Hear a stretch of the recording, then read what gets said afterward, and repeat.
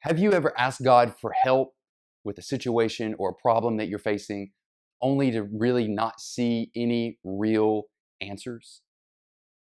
What if God wanted to answer your prayer or bless you or deliver you or whatever kind of language you want to use around that? But in order for that to happen, what if you needed to go through that problem or that situation to see that answer or blessing? The question becomes, can you see the potential in the problem?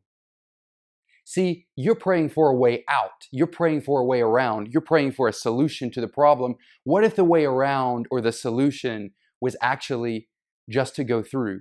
Let me give you an example. Let's say that you are praying for, I don't know, a, a new job. And you're praying, Lord, please give me a new job. I've got a terrible boss, or I've got coworkers that I can't stand.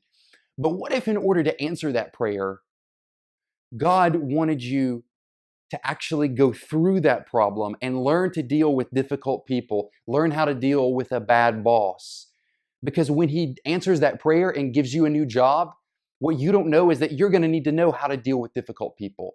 Or maybe you're going to need to know how to not be a bad boss. Or maybe you've been praying for deliverance or release from the pain of a past problem.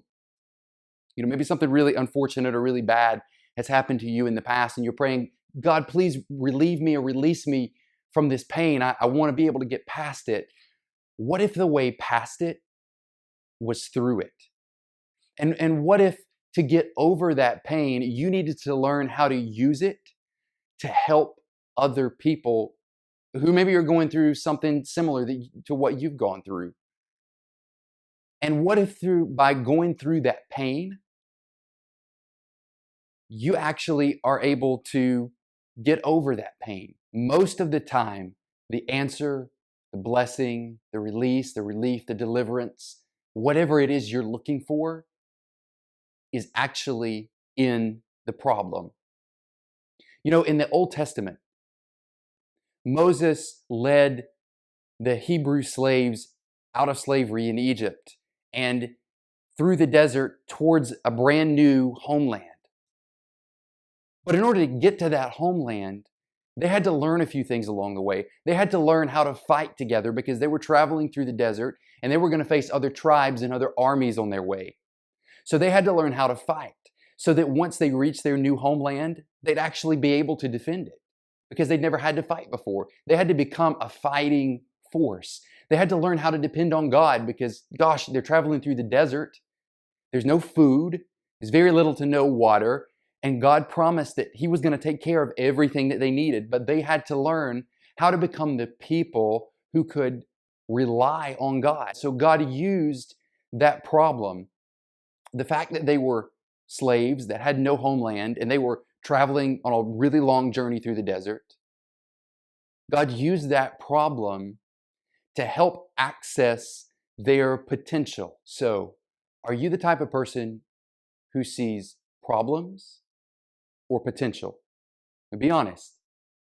When things don't go your way, when things don't go the way that you planned, do you just throw up your hands and give up? Do you blame other people? Or do you look for a way to grow and learn and come back and tackle that problem or that situation again? That's the difference in seeing a problem and potential. If you want to experience God's blessing, deliverance, answer to your prayers, stop looking at the problem and start looking at the potential in the problem. And I promise you that when you start seeing potential instead of problem, you'll see God move in ways that you never expected and have never experienced. Hey, I'm Kyle Chastain for Aspire Church. And if you enjoyed this video, like it and share it. Be sure to check out our website, aspirechurch.org/blog, for more great content just like this.